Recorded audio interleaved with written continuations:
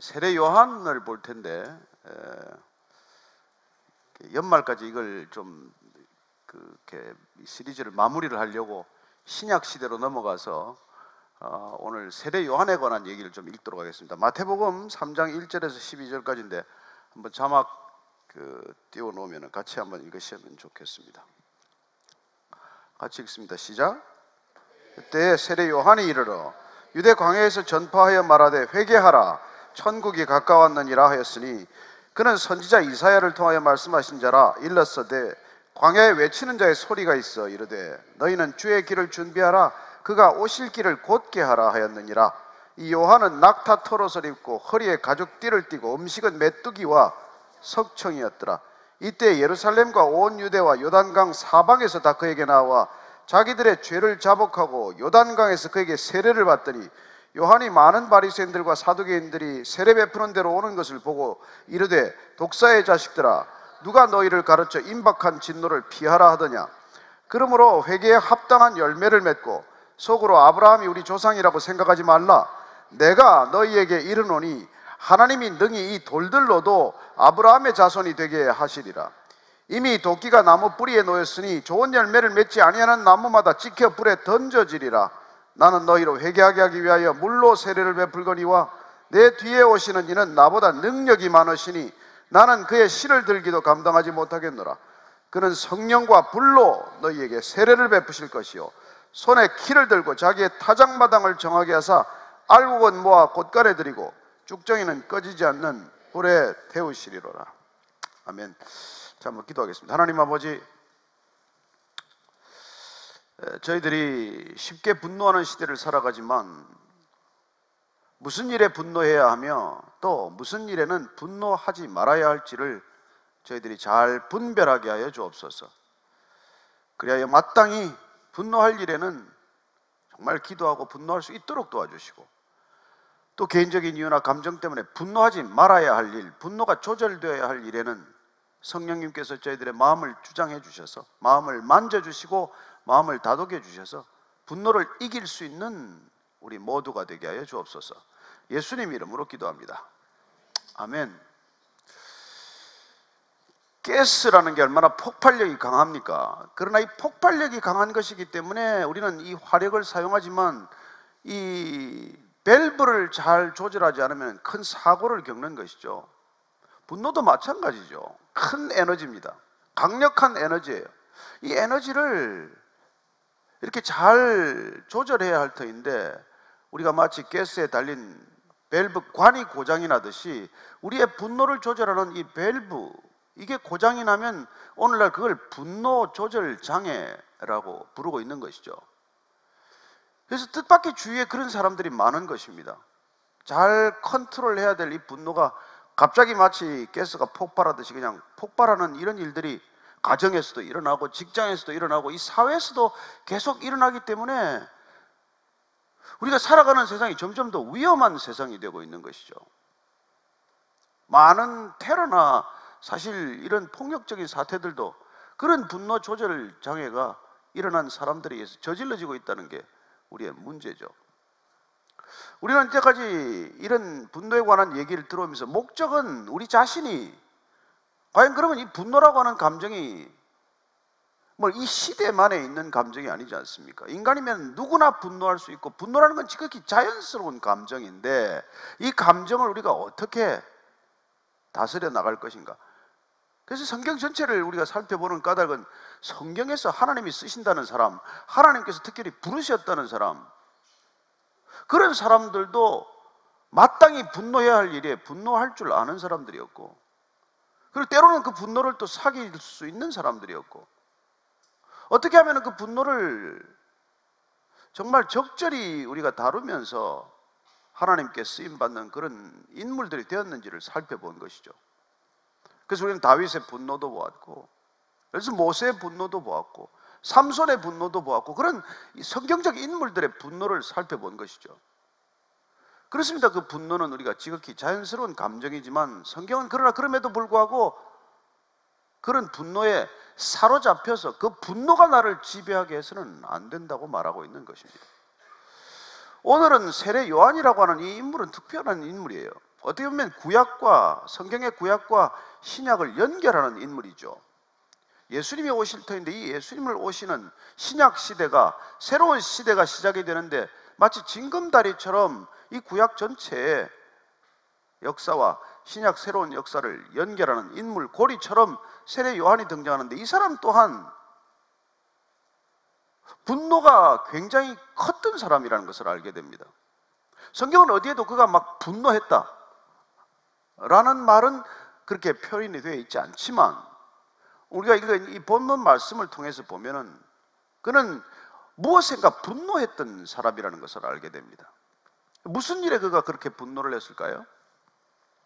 성경 말씀을 한 번 더 우리가 찾아보면 그는 유대 광야에서 메시지를 전하기 시작을 합니다. 광야에 나가서. 근데 그 첫 번째 메시지가 회개하라, 천국이 가까웠다 하는 이 메시지예요. 신약 시대가 열리기 전에, 예수님이 지금 메시지를 전하기 전에 이 사람이 가교처럼, 다리처럼 그런 중간 역할을 하는 사람이 사실은 이 메시지를 먼저 선포한 거예요. 예수님도 이 메시지부터 사역을 시작을 합니다. 예수님의 첫 번째 메시지도 회개하라, 천국이 가까웠다는 이 메시지예요. 어쩌면 세례 요한이 이미 선포하기 시작한 메시지를 이어받는 것을 보게 됩니다. 실제로 우리 예수님도 또한 세례 요한에게 찾아가서 세례를 받게 됩니다. 그렇습니다. 세례 요한은 회개하라고 하는 메시지를 이스라엘 전체에 선포하기 시작을 한 것이죠. 이 회개하라고 하는 메시지를, 단순한 메시지를 그는 반복해서 계속 이렇게 선포하는 이유가 무엇일까요? 회개하라는 것은 여러분들이 가던 길을 돌이키라는 뜻입니다. 유턴하라는 거예요. 그리 계속 갈 일이 아니라 돌아오라는 얘기를 하는 것입니다. 유턴하는 거예요, 회개는. 그러면 그런 유턴을 하라고 하는 말의 전제가 뭘까요?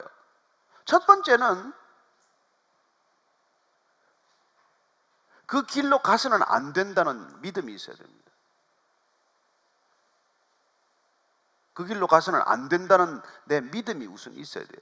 두 번째는 길이 아닌 길을 가는 데 대한 그런 안타까운 마음이 있어야 돼요.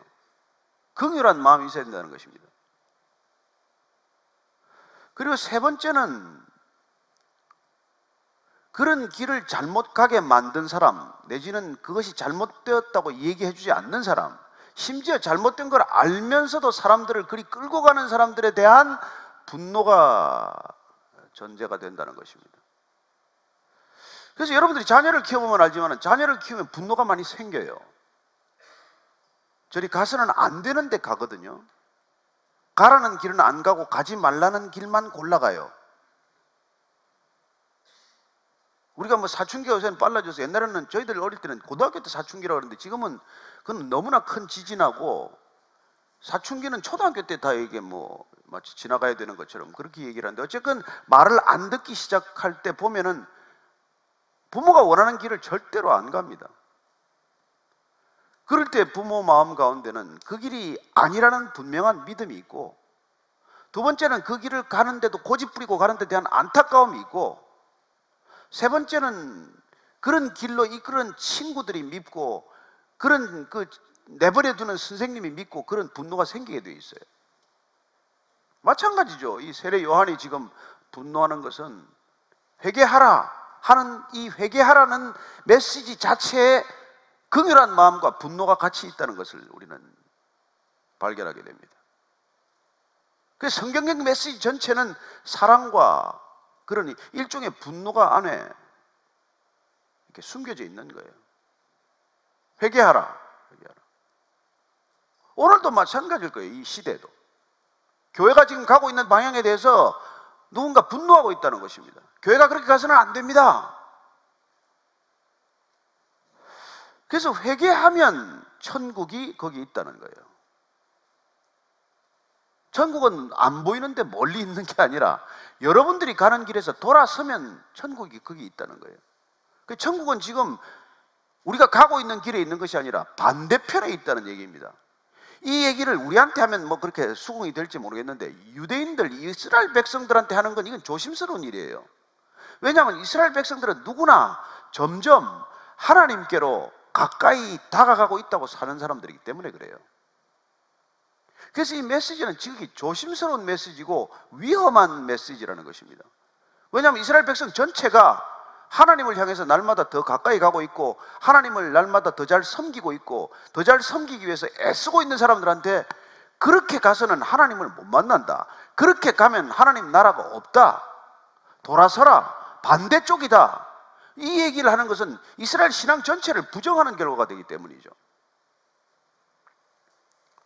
그래서 우리는 이 메시지를 통해서 세례 요한이 명시적으로 분노했다라는 표현은 없지만 회개하라는 메시지를 전하는 이 회개의 메시지 자체가 그런 것들을 안에 응축하고 있다는 것을 알게 됩니다. 자기는 광야에 외치는 자의 소리가 있어서 이르되 너희는 주의 길을 준비하라, 그가 오실 길을 곱게 하라 하셨느니라. 이 요한은 낙타 털옷을 입고 허리에 가죽띠를 띠고 음식은 메뚜기와 석청을 먹었다고 되어 있는데, 야, 건강식만 먹었네, 이런 사람들이 있어요. 이 사람들을 주로 지금은 에세네파라고 분류를 하는데 사두개인, 바리개인, 에세네파는 소수였어요. 그 당시 한 4천여 명 되는 걸로 생각이 되는데 거기에 속했다는 게 다수설이지만은 아니다, 그런 사람도 있어요. 어쨌건 에세네파는 조금 금욕주의적인 삶을 살았고 어떻게 보면 세상과 조금 격리된 삶을 산 것이죠. 그들이 살았던 것을 쿰란 동굴이라고 해서, 여러분들이 이스라엘을 가게 되면 사해가 있고 사해 옆에 있는 동굴들, 그걸 쿰란 동굴들인데 거기서 이제 성경도 발견이 되고 했는데 그런 곳에서 살았던 사람들이기 때문에 사실 도시적 삶이나 세상 속에서의 삶과는 늘 거리를 두고 사는 삶이었던 것으로 이렇게 추정을 할 수가 있습니다. 어쨌든 그래서 이 음식은 메뚜기와 석청이라는 고급 음식, 건강 음식을 먹었다는 게 아니라 지극한 금욕주의적 삶을 살았다는 뜻이에요. 아이고, 그래도 낙타 털옷을 입고 뭐 허리에 가죽띠를 띠고 좋은 건 다 했네요가 아닙니다. 오해하지 마십시오. 굉장히 질박하고 건박한 그런 검소한 삶을 사는 사람이었어요. 그래서 그렇게 이제 메시지를 선포했는데 중요한 것은 그 밑을 보면요, 이렇게 되어 있어요. 예루살렘과 온 유대와 요단강이 사방에서 다 그에게 나와 자기들의 죄를 자복하고 요단강에서 그에게 세례를 받습니다. 이 단순한 메시지, 돌이키라, 유턴해라. 그랬더니 사람들이 이 단순한 메시지에 끌려서 많은 사람들이 와서 세례를 받았다고 되어 있습니다. 여러분, 하나님의 메시지는 복잡하지 않습니다. 정말 이 메시지로 족합니다. 구원이란 뭡니까? 여러분이 가는 길은 죽는 길이고 돌아서야 사는 길이다, 이게 구원이에요. 그래서 회개해야 구원받는 거예요. 그러니 내가 가던 길을 열심히 가기 위해서 교회를 다닌다? 구원하고 점점 멀어지는 거죠. 그 당시도 그런 일이 일어났다는 것입니다.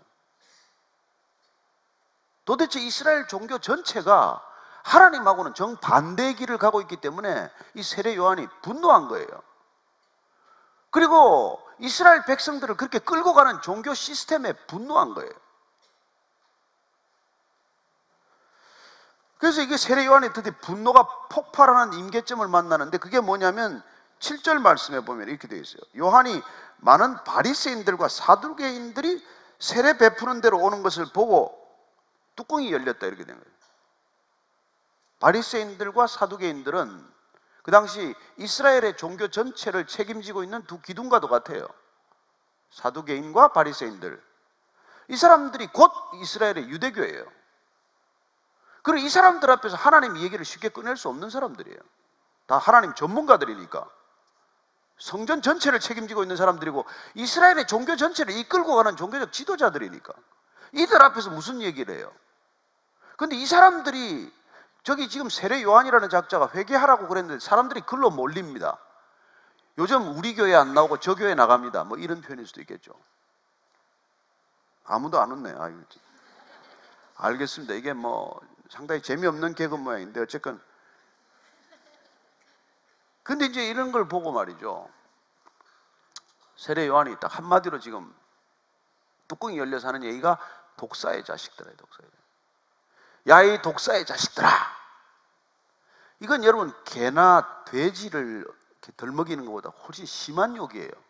아시죠? 개, 뭐 되지 뭐 이거보다도 훨씬 더 강력한 표현이라는 거. 저는 막 성경에 그런 얘기가 나오면 너무 희열을 느껴요. 성경은 정직하다. 우리처럼 분노할 수 있구나. 제가 며칠 전에 그 강남 터미널 앞에, 고속터미널 앞에 엄청 차가 막히잖아요. 터미널 앞에. 그래서 제가 이제 이쪽 차선을 바꾸려고 계속 깜빡이를 켰는데, 켜고 들어갔는데 막 뒤에서 난리가 났어요. 막 불을 깜빡거리고 막 계속 하더니 막 흥분을 해가지고 옆에 대더니 막 창문을 내리라고 난리예요. 창문을 내렸더니 그냥 아주 우아한 욕을 한참 하더라고요. 근데 그 욕을 듣는 순간 이게 옛날 삶이 살아나고 투쟁적인 의지가 살아나는데 한번 받아 말아, 이걸 그냥, 이런 생각이 나네요. 근데 이제 가면서 이제 제가 이제 그분을 위해서 많이 기도하고 왔습니다. 저분이 얼마나 분노가 났으면 깜빡이를 켜고 한 1분이나 깜빡거리고 들어갔는데도 그냥 화가 머리 끝까지 나 있는 거예요. 자기가 뭐 다 막혀서 차 한 대 들어가나 안 들어가나 큰 차이도 없어요. 근데 어쨌든 저는 오랜만에 그런 아름다운 언어로 이렇게 충분히 들었습니다만, 물론 불신자겠죠. 근데 어쨌든 그 사람을 제가 보면서 이해가 되는 거예요. 다 저렇게 화가 나 있는 거예요. 그냥 욕이 입에서 그냥 자연스럽게 튀어나오게 돼 있어요. 근데 세례 요한은 지금 그렇게 욕할 사람이 아니잖아요. 그리고 욕할 대상도 아니에요. 누가 바리새인과 사두개인에게 이 육두문자를 쓴단 말입니까? 그럴 수 없는 일이에요. 그러니까 이거 독사의 자식들은 이런 얘기가 나오는 건 얼마나 분노하고 있는지를 드러내는 말이에요.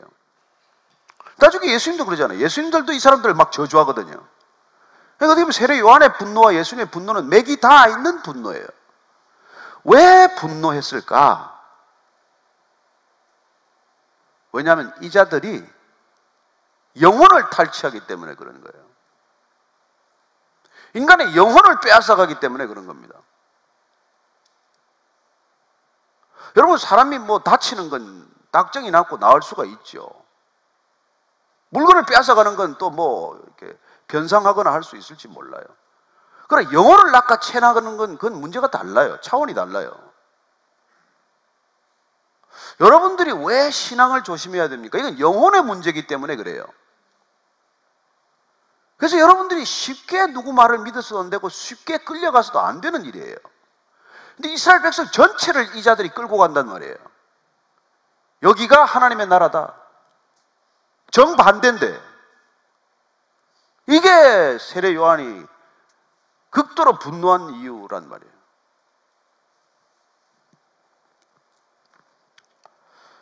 그럼 또 뭐 나와서 이게 여기들 가운데, 독사의 자식들 가운데도 세례받겠다는 사람이 있으니까, 야, 누가 너희를 가르쳐 임박한 진노를 피하라 하느냐? 너희들 지금 하나님의 진노가 바로 코앞에 와 있는데 그걸 왜 피하려고 하느냐?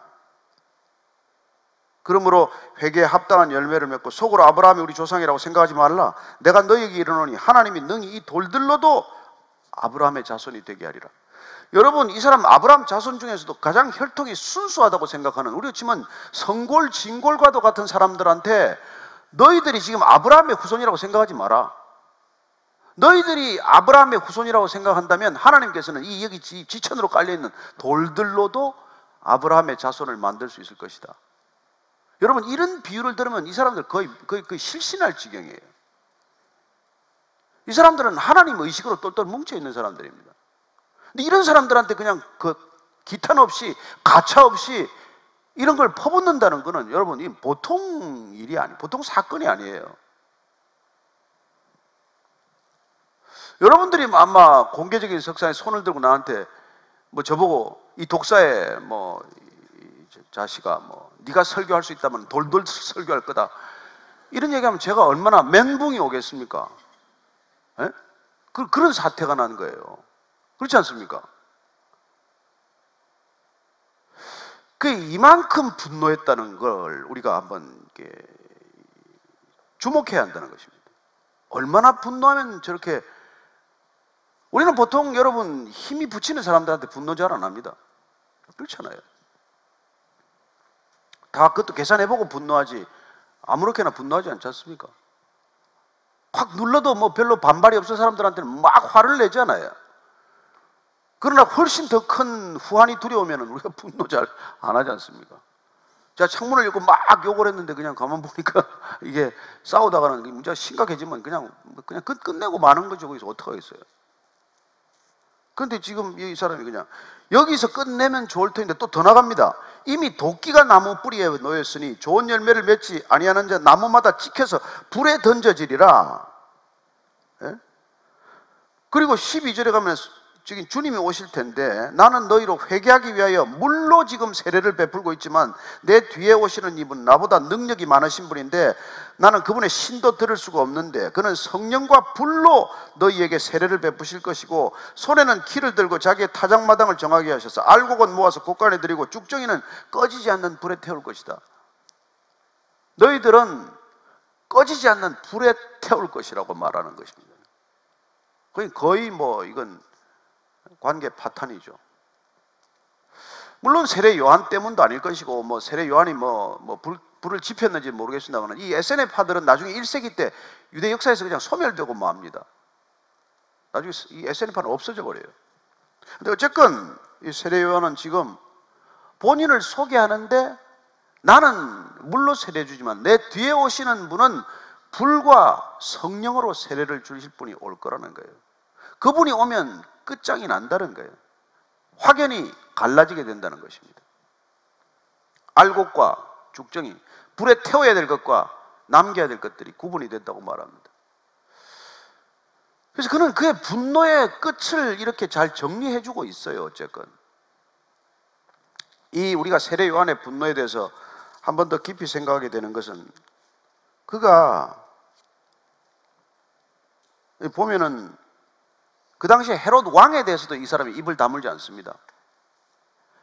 헤롯 왕이 말이죠, 무슨 짓을 저질렀냐면 그 동생 빌립의 아내를 데리고 이렇게 살게 된 거예요. 그 일을 비난했다가 옥에 갇힙니다. 결국 세례 요한이. 헤롯 왕이 헤로디아라는 이 동생 빌립의 아내를 이렇게 취하는 바람에 요한이 헤롯에게 당신이 그 여자를 차지하는 것이 옳지 않다는 걸 그냥 그대로 얘기한 거예요. 여러분, 이 헤롯 왕에게 또 화를 낸 거예요. 이 사람 힘없는 사람 앞에서는 화를 낸 흔적이 없습니다. 힘이 있는 사람들 앞에서 화를 내는 거예요. 그래가지고 끝내 그는 감옥에 갔다가 나중에 이 헤롯의 생일이 돼가지고 헤로디아의 딸이 춤을 춘 걸 보고 헤롯이 너무 기뻐가지고 뭔 선물을 줄까 했더니 헤롯의 목을 달라 그래서 목이 잘리게 됩니다. 옥에서. 결국 그렇게 인생을 마치게 돼요.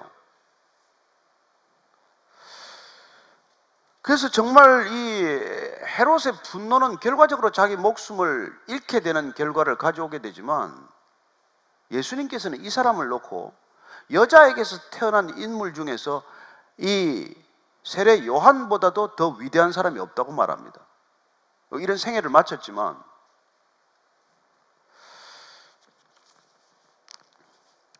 그리고 이 세례 요한이 나중에 예수님께서 찾아오셔서 세례를 주고 났더니 예수님이 세례 받고 나서 예수님도 세례를 주기 시작하니까 다 그리 가버려요.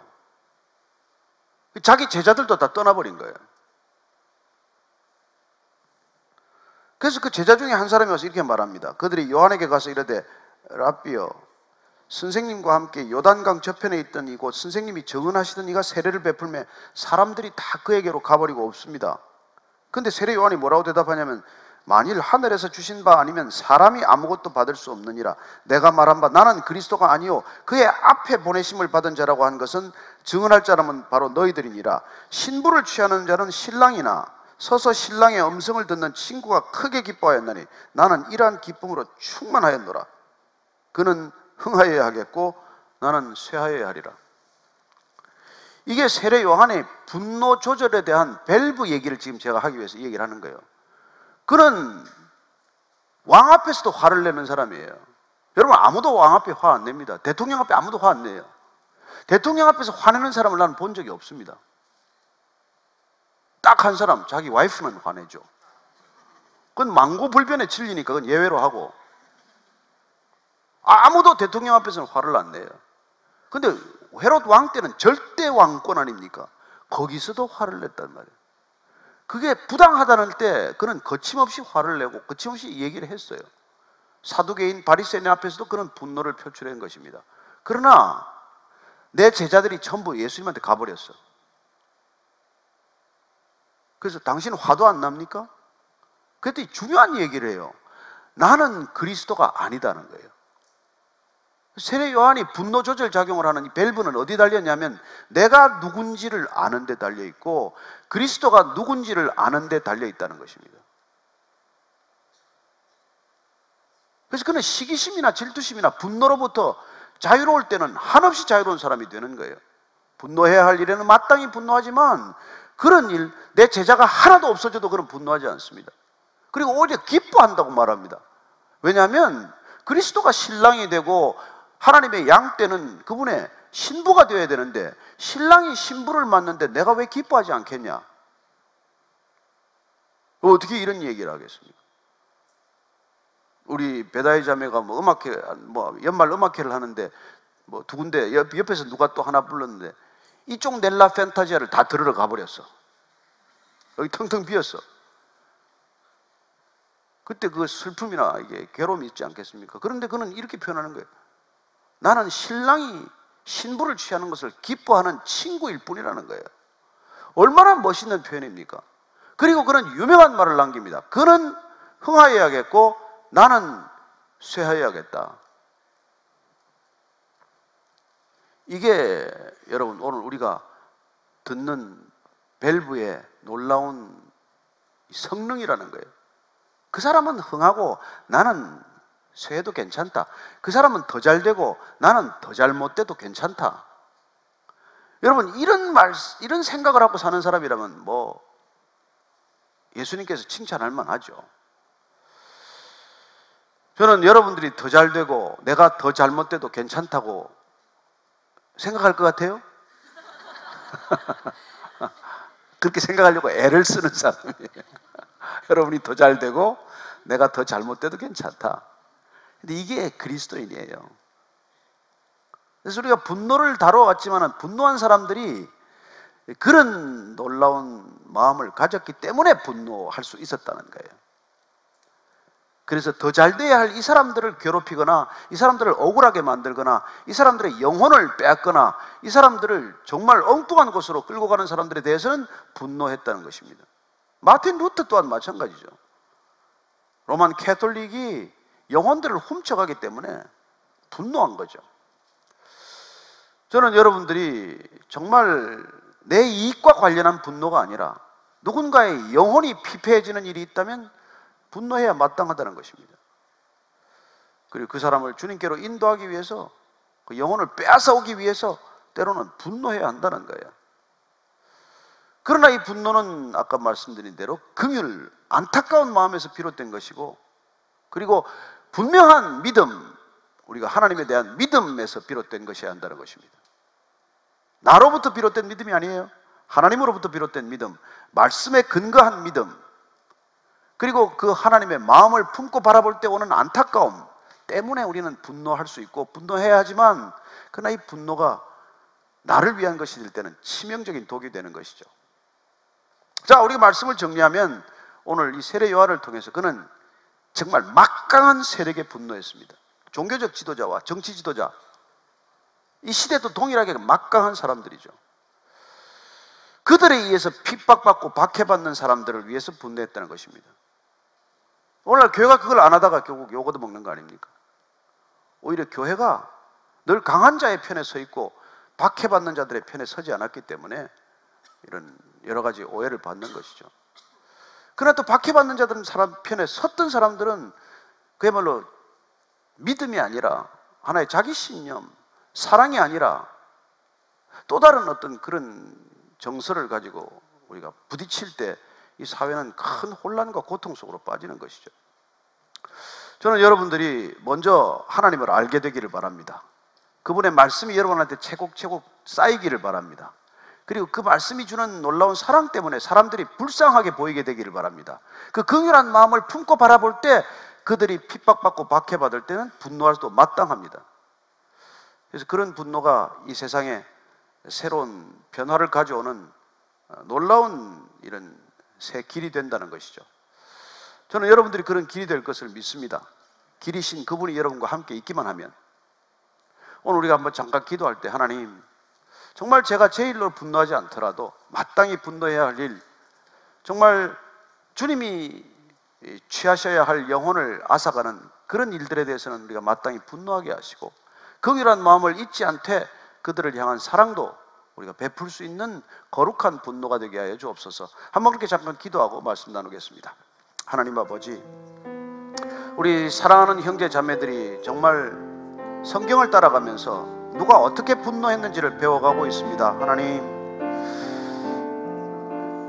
정말 사회적인 약자들을 향해서 분노해야 할 때 그들은 누구도 분노할 수 없는 왕에게까지, 종교적 지도자들에게까지, 대제사장에게까지 분노하는 모습을 보게 됩니다. 주님, 저희들에게도 그런 믿음과 담대함을 허락하여 주옵소서. 그리고 우리가 주의 마음으로 품어야 할 사람들에 대해서 분노하지 않게 하시고, 긍휼을 베풀어야 할 사람들을 품에 안게 하시고, 그들을 감싸 안고 함께 걸어가는 아름다운 동행이 되게 하여 주옵소서. 하나님 아버지, 마땅히 분노해야 할 일과 결코 분노하지 말아야 할 일들에 대한 정확한 분별력을 허락해 주시고, 그리고 그 분노를 조절할 수 있는 밸브가 건강한 밸브, 튼튼한 밸브, 고장 없는 밸브가 되게 하셔서 이 세상 주님께서 이끄시고자 하는 믿음의 길을 완주하게 하여 주옵소서. 예수님 이름으로 기도합니다. 아멘. 아멘. 얼큰이와 앉아서 같이도 분노하지 말아야지. 근데 좀 목사님, 세례 요한이 자기가 누군지를 알았다는 그 말이 참 뭐랄까 새롭게 가슴에 와닿네요. 그렇죠. 아무리 그래도 살면서 이렇게 나보다 남들이 잘 되는 거가 이렇게 늘 쉽지 않은데, 예수님하고 자기와의 그 관계를 분명히 알면 그렇게 돼요. 근데 목사님들 중에는 헷갈리는 분이 많이 계신 것 같은데, 목사님 다른 사람 얘기하지 말고 본인만 잘 하시면 돼요. 네, 저도 헷갈리고 싶지 않아요. 아까 우리 어느 한 자매님이 질문하셨는데요. 신앙심을 가지는 것이 어렵습니다. 어떻게 어쩌다가 신앙심이 생길까요? 믿음이 생기지 않는데 억지로 생각하는 것도 나쁘지 않을까요? 이런 질문입니다. 신앙심이 생긴다 안 생긴다는 건 참 자기 주관적인 생각이 아니거든요. 그래서 우리가 이렇게 모든 출발을 성경에서부터 하자고 하는, 이 교회는 그런 바탕 위에 서 있습니다만은, 우리가 신앙심이란 누구를 믿는 마음에서 시작이 돼야 되는데 뭘 믿느냐는 거예요. 믿는다는 주체가 뭐예요? 그러니까 믿음은 대상과 주체의 문제인데 뭘 믿을 게 있어야지 뭘 믿는데. 근데 우리는 정말 성경 이거 하나 믿는 거예요. 이 기록된 말씀, 예수님을 우리가 직접 본 적이 없지 않습니까? 십자가에서 죽었다는데 이제 십자가에 죽었는지 뭐 누가 알아요? 그 당시에도 뭐 십자가에서 죽었다, 시체를 도적 맞았다, 뭐 거짓이다, 뭐 열 몇 가지 설이 있어요. 근데 우리는 지금 이 기록된 말씀을 믿는 거예요. 이 말씀을 통해서 그분을 만나는 것이 우선 건강한 시작입니다. 사람의 말이 아니라, 사람은 전해줄 수 있죠. 그러나 우리가 자꾸 읽다가 보면 점점 그분을 알아가게 되고, 아는 만큼 신뢰하게 되는 것이고, 신뢰하는 만큼 사랑하게 되는 거예요. 여러분, 불신하면서 누구를 어떻게 사랑합니까? 안 믿어지는 사람은 어떻게 사랑하겠어요? 그러니까 모르고 믿을 수는 없는 일 아닙니까? 근데 우리가 의외로 쉽게 잘 믿어버리더라고요. 사기당하는 사람이 우리가 사기당하지 않습니까? 누가 세상에, 여러분, 누가 큰 이익을 남겨주겠어요? 큰 이익 지나하지. 그 남한테 왜 주겠어요? 그런데도 큰 이익을 남겨준다면 그냥 그 한마디에 다 넘어가지 않습니까? 그래서 교회마다 그런 사람들이 숨어 들어와요. 그 사람들 비유를 냈는데 대개 한 30명 접근하면 하나는 걸린대네. 그 사람들. 그 사람들이 통계가 다 있어. 통계가 다 있어. 아무리 뭐 이렇게 교회도 뭐 교회라고 하더라도 와서 이렇게 자꾸 건드리고 다니면은 인다는 거예요. 근데 건드린 게 뭐냐면 자기가 쉽게 돈을 번 얘기를 한다는 거예요. 내가 뭘 투자해서 돈을 벌고 뭘 해서 뭘 벌고. 그럼 괜히 듣다가 이 사람이 나도 끼워줘. 이렇게 낚시바늘에 그냥 걸려드는 거예요. 왜냐하면 그 말을 자꾸 들었기 때문에. 그 말을 자꾸 듣다가 그 말을 자꾸 믿게 되는 거예요. 여러분들이 믿으려면 여기 말을 자꾸 들어야 돼. 목사 설교도 위험해요. 요 말을. 네, 여기 말을.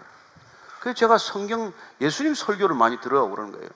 예수님의 여러분들이 마태복음 5장, 6장, 7장 산상수훈을 매일 읽는 게 매일 목사 설교 듣는 것보다 낫습니다.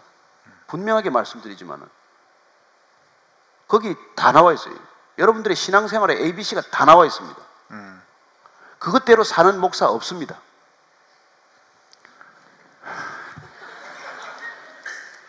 그러니까 목사는 그렇게 안 살면서 설교하는 거고 예수님은 그렇게 살고 설교하는데 누구 설교를 들으시겠어요? 누구 설교를? 아니 근데 목사님, 네. 또 흥분했네. 네. 근데 이 신앙을 가지는 거에서 전에 목사님 왜 간증을 해주실 때 네. 사모님이 잘못된 대로 빠졌으니 내가 이거를 바로잡으리라. 그렇게 하고서 그 취재를 가셨다가 그 교회 안에서 그냥 그 왜 찬송할 때 왜 울컥하고 그 가슴이 녹는 것 같은 그런 경험. 혹시 우리는 신앙생활할 때 그런 것처럼 이렇게 이게 우리 좀 확 찾아와주는 그런. 그때 내가 가만 곰곰 생각 돌이켜봐요. 네, 내가 그때 네. 마음이 열렸던 게 네. 찬송가 384장인가? 너 예수께 조용히 나가 내 모든 짐 짐을 내려놓으라. 이게 나중에 보니까 성경에 있는 말씀이더만. 수고하고 무거운 짐진자 다 내게로 오라. 그래서 성경 말씀을 가지고 찬양을 그걸 해야 그게 나는 진짜 이게 감동이 오는 거예요. 자기 신세 한탄하는 그런 유의 가사가 아니라 시편을 가지고 만들고 하나님의 말씀을 가지고 찬양을 하면 그 찬양일지라도 말씀에 곡조 붙인 거니까 이게 능력 있는 찬양이 되는 거예요. 저는 그런 걸 그때 가서 뭐 때문에 내 마음이 열렸냐 이런 생각을 하니까 물론 성령께서 마음을 만져주시지만은 그 가사 한 절 따가는 내 수고하고 무거운 짐을 내려놓으라는 거예요. 그 한마디에 제가 무너진 거예요. 아, 내가 뭘 잘났다고 그렇게 무거운 짐을 나 혼자 지고 가나. 평생 이 짐을 내가 왜 지고 왔나. 아니 내려놓으라는데. 그런 거와 마찬가지로 우리가 이렇게 들을 말씀을 들으면 우리가 이게 마음이 열리게 되고 신앙심이 생기게 되어 있다는 거죠. 근데 어떻게 생각하면 지금 이런 고민을 가지는 것 자체가 마음의 준비가 되는 거일 수도 있죠. 네, 그렇죠? 그렇죠. 네. 이게 전에는 전혀 목마른 것도 몰랐다가 지금은 목마른 거잖아요. 그러니까 저는 이렇게 성경을 읽다가 하나씩 그 말씀을 정말 툭 튀어나오는 말씀을 가지고 한 5년쯤씩은 살아요. 제가 보니까 처음에 제가 이게 툭 걸린 말씀이 이사야서 43장 1절 말씀인데 너는 내 것이래 하나님께서. 아니 난 내 건데 넌 내 것이래. 야. 그걸 하루 종일 일주일간 묵상했습니다. 정말 나는 내 건가 그분 건가. 근데 아무리 생각해도 내가 내 게 아니더라고요. 좋으셨겠어요. 아니, 그게 또 언제 막 고난을 이게 모든 재물이 다 날아가 버리고 아주 진짜 정말 심각한 가난에 처했을 때 여호와는 목자시니 내가 부족함이 없으리로다. 야, 부족해 죽겠는데 부족함이 없다는 얘기를 하루 종일 입에 달고 있는 거예요. 그냥. 시편 23편은 그때 외웠습니다. 끝까지. 주의 선하심과 인자하심이 정녕 나를 띠니 내가 여호와의 집에 영원히 거하리로라. 그걸 뭐 그냥 하루 종일 외우고 다니는 거예요. 근데 부족함이 없다는 그 고백을 그냥 얼토당토하는 다윗의 고백을 하루 종일 암송을 하니까 부족함에서 벗어나는 자유함을 경험하게 되더라고요. 그게 내 말이 너희 안에 거하면 너희가 진리를 알고 진리가 너희를 자유케 하리라. 그러니까 말씀이 우리를 자유케 하는 걸 경험하셔야 된다는 거예요. 내 경험이 자유케 하지 않습니다. 영적 체험 제가 없는 것도 아니에요. 그러나 그 체험은 순식간에 사라지는 체험이에요. 누구 체험을 듣고 여러분 너무 그렇게 혹하지 마십시오. 그분에게 준 하나님의 선물일 뿐이에요. 누구나 선물은 달라요. 그러니까 여러분들이 가장 확실한 것은 그분의 말씀을 믿어야 그분을 믿는 거란 말이에요. 오늘 아침 사도행전을 통해서 우리가 그 말씀을 봤지만 사도 바울이 나는 하나님을 믿노라, 하나님의 말씀을 믿노라, 하나님의 말씀이 그대로 될 줄로 믿노라. 이게 그 믿음의 실체란 말이에요.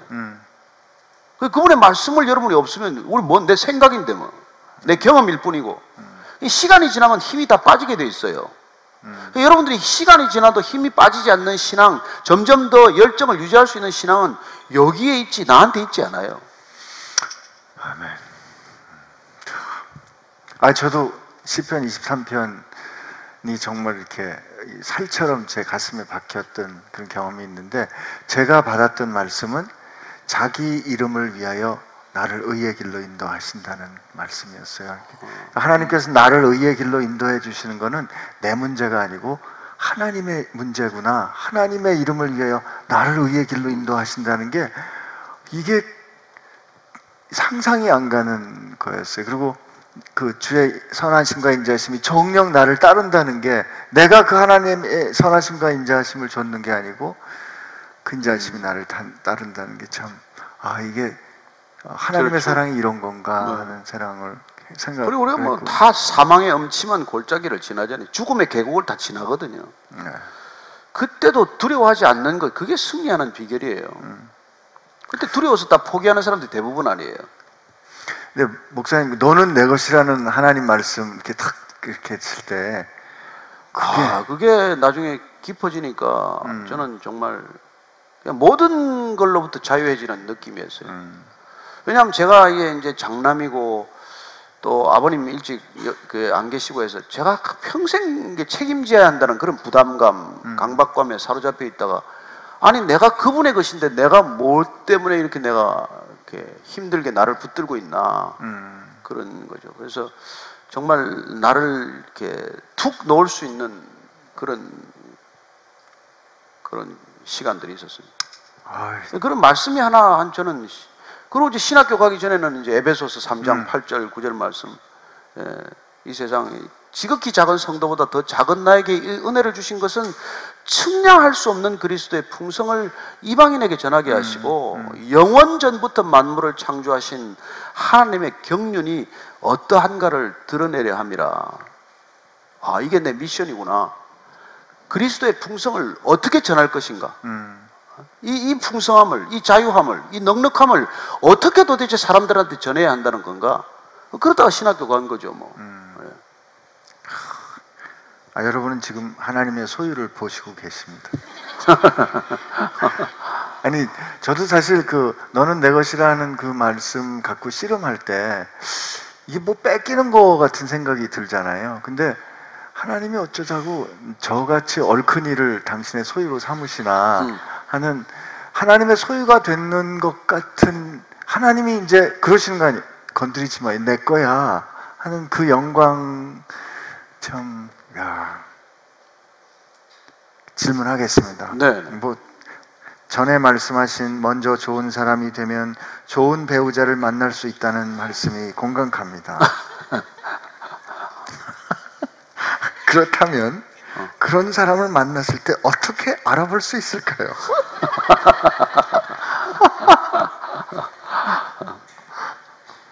우리가 이제 좋다, 뭐 잘 된다, 이게 여러분 이 생각을 바꾸는 게 회개예요. 회개하세요. 회개는 상대방으로부터 뭔가를 취하고자 하는 삶의 전체적인 패러다임이 완전히 뒤집어지는 걸 회개라 그러는 거예요. 우리는 남을 고쳐야 문제가 풀린다고 생각을 해요. 근데 회개란 남을 고쳐서 문제를 푸는 방법이 아니라 나를 고쳐서 문제를 푸는 방법이에요. 그게 회개한 사람의 특징이에요. 그러니까 남한테 비판하거나 잔소리하지 않게 되는 거죠. 남으로부터 문제를 푸는 이 모든 세상적 방식으로부터 우리가 돌아섰기 때문에 이제는 나로부터 문제를 풀어가겠다는 삶의 전체적인 방식, 이게 회개한 사람의 방식이에요. 그러니 회개한 사람의 특징은 남을 비판하거나 남을 비난하거나 남에게서 문제를 찾지 않아요. 그래서 여러분들이 정말 회개하면 이 세상이 달라지게 되어 있어요. 그런데 그리스도인이 되고 나서도 여전히 당신이 문제다, 당신이 바뀌어야 한다, 당신으로부터 문제를 자꾸 찾기 때문에 이 악순환이 계속되는 것이고, 이게 오늘 세례 요한이 당신들이 이게 그래 가서는 안 된다고 이렇게 질책하는 이유란 말이죠. 그래서 우리가 뭐 이렇게 좋은 사람을 자꾸 그 다른 사람한테 찾으려면 하면 안 된단 말이에요. 여러분이 좋은 사람이 되면 되는 거예요. 그럼 뭐가 좋은 사람입니까? 뭐가 잘 되는 거예요? 그것도 세상 방식으로 생각하면 안 되는 거예요.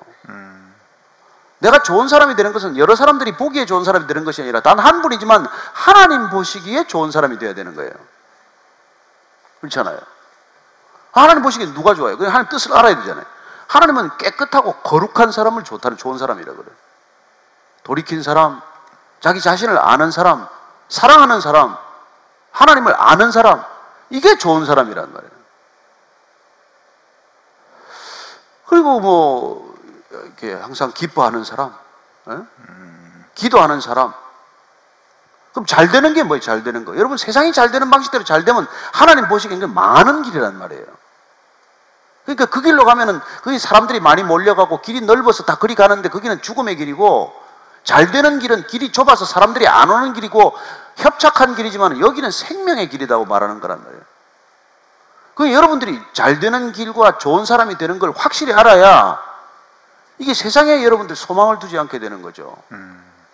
그래서 이 세상을 하나님의 방식으로 바꿔가는 게 우리 삶의 목적이요, 소명이란 말이에요.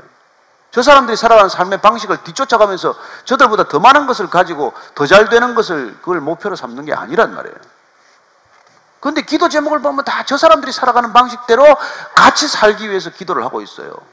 그러니까 기도 많이 할수록 더 악해지는 사람이 된 거예요. 바리새인들이 얼마나 기도하는지 몰라요. 아니, 자매가 너무 혼나고 있는데 지금. 아니 혼낸 게 아니고, 그러니까 제대로 해결을 하면은 뭐 된다 이 말이죠. 그러니까 뭐 예를 들면 키는 170 이상이고 뭐 눈은 크고 뭐 날씬하고 뭐 170 이상이면 난 장가도 못 갔네. 그러니까 그런 거 이전에 하나님을 사랑하고 그런 말씀이죠. 진짜 51년에 태어난 게 천만다행이에요. 지금은 뭐 완전히 루저라도 태생적인 루저가 돼가지고 결혼도 못 할 텐데. 근데 뭐 그때 뭐 사모님은 콩깍지를 완전히 쓰셨지만요. 그렇죠. 네, 은혜로. 안 보이죠, 안 보이죠. 잠시 눈을 가리는 사건, 연애 사건이 연애 사건. 역사를 바꿀 인물로 보였대요. 하여튼 사모님 완전히 빠지셨더라고요. 그래서 그때는 뭐 굉장히 틀리셨대요.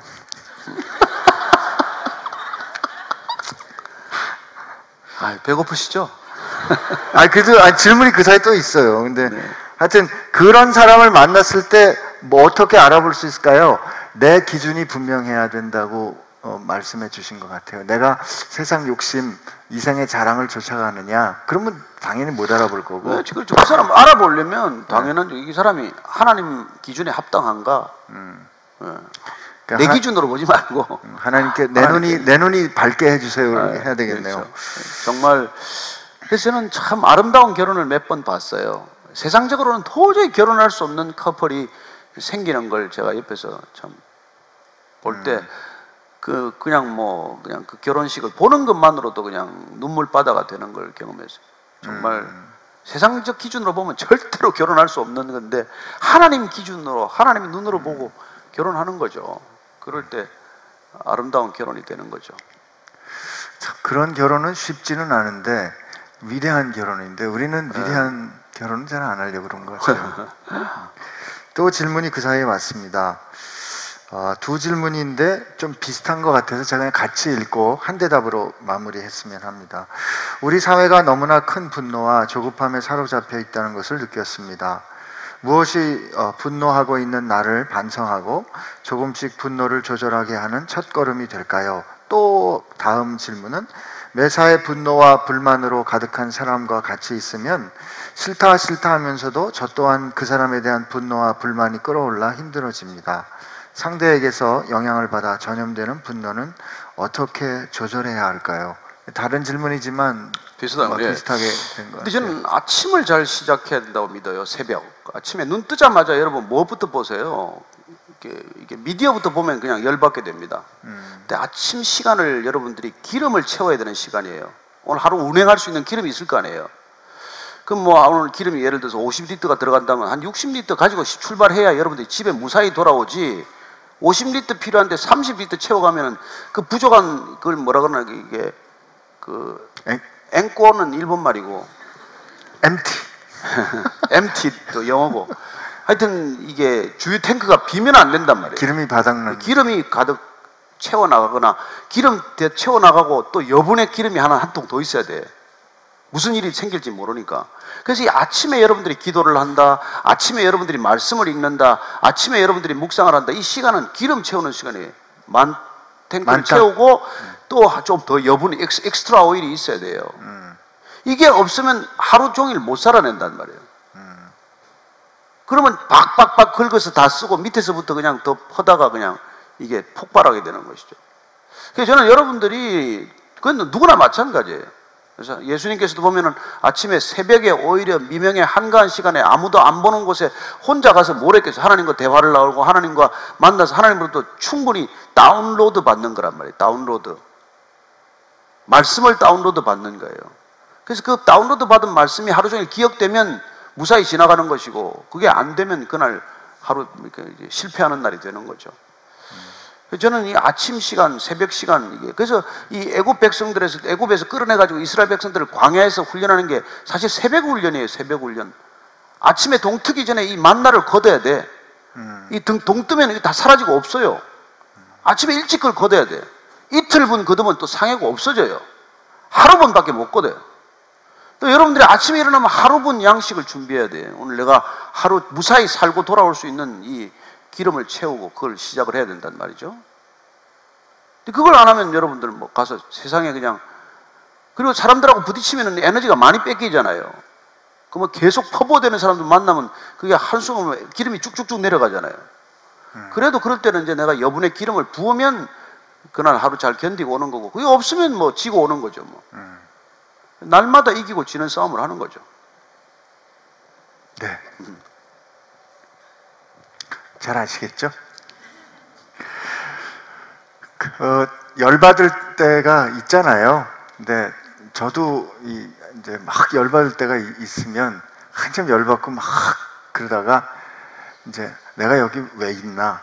난 여기 뭐 때문에 있나? 뭐 때문에 이 일을 하고 있나? 그거 그냥 한번 다시 백투 베이직 할 때가 많이 있어요. 그러면 그거 하기 위한 거라면 이렇게 하고 질문하게 되는데, 저는 오늘 그렇게 우리 열받을 때 목사님 그 하나님께서 주셨던 말씀, 나는 하나님의 거고, 그죠? 그리고 하나님이 나를 인도해 주시기 때문에 부족함이 없고, 그리고 하나님의 그 복음을 전하는 사람이라면 하나님 나 오늘 잘 견딜 수 있게 해주세요 라고 다시 한번 점검할 수 있지 않을까. 오늘 제가 정리 잘한 것 같죠, 목사님? 네.